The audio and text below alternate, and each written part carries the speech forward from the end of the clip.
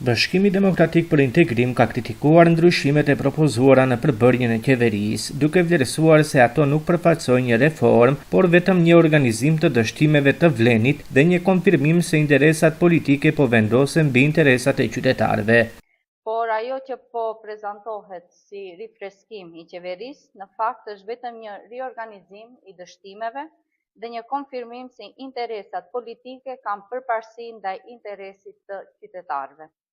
Rasti i parë është Ministria e Shëndetësisë.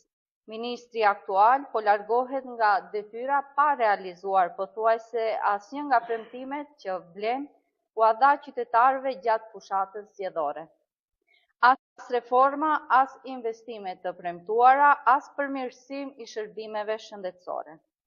Pas një viti dështimesh, përgjigja e vetme e qeverisë është zëvendësimi i ministrit, jo korrigjimi i politikave të gabuara. Qytetarët me të drejtë pyesin, ku mbetën 74 milion euro për spitalin klinik në Tetov, ku mbeti parku memorial për spitalin modular. Po ashtu, kur jemi te Ministria e Shëndetësisë, largimi i ministrit nuk është rezultati përmbushjes së objektivave, por pranim i dështimit të plot. Ministri largohet pa realizuar asnjë nga premtimet kryesore me cilat vlen kërkoi votën e qytetarëve. Ju rikujtojmë, vlen premtoi ndërtimin e 6 spitaleve rajonale në rajonet ku jetojnë shqiptarët, ndërtimin e qendrës klinike universitare në Tetov si qendër moderne për të gjithë rajonin perëndimor, kontrolle shëndetësore falas një herë në vit për çdo qytetar, pajisjen e çdo komune shqiptare me qendër të urgjencës dhe autoambulancë, hapjen e një qendre për trajtimin e plagëve dhe djegjeve në mënyrë që pacientët të mos detyrohen të kërkojnë trajtim jashtë vendit. Sot, pas më shumë se 2 vite qeverisje, asnjë prej këtyre premtimeve nuk është bërë realitet.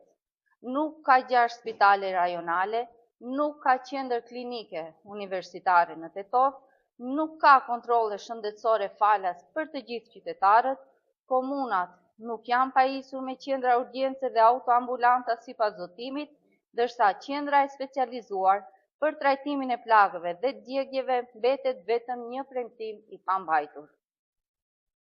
Prandaj largimi i ministrit nuk është reformë dhe as përgjegjësi politike. Është pranimi publik se vlen dështoi të mbaj fjalën e dhënë në sektorin e shëndetësisë.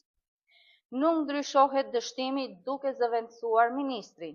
Dështimi mbetet sepse premtimet ndaj qytetarëve u shkelën njëra pas tjetrës.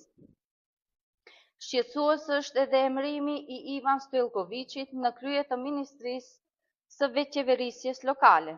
Bëhet fjalë për të njëjtin ministër që në krye të Ministrisë për Marrëdhënie ndërmjet Bashkësive, institucionit përgjegjës për zbatimin e marrëveshjes së Ohrit, për më shumë se 2 vite radhazi lejoi që buxheti i kësaj ministrie të zvoglohej për 3 herë. Sot, i njëjti person gradohet dhe do të jetë ministër përgjegjës edhe për komunat, përfshirë ato që udhëhiqen nga 2 bashkëkryetarët e Vlenit, Billall Kasami dhe Izet Mexhiti. Billall Kasami dhe Izet Mexhiti tani de jure do jenë vartës të Stoiljkovicit. Kjo është një ironi politike. Ata që pretendonin se do mbronin interesat e shqiptarëve, sot vendosen në mbikëqyrjen politike të një ministri që nuk mbrojti as institucionin përgjegjës për marrëveshjen e Ohrit. Po aq problematik është edhe propozimi për Ministrinë e Drejtësisë. Personi i propozuar njihet për afërsinë e tij me Karakamishevën dhe për faktin se ishte ndër zërat më të fuqishëm akademik që avokuan në mbështetje të ligjit më skandalos të kësaj qeverie, të ashtu quajturit ligj për përfaqësim të drejtë dhe adekuat.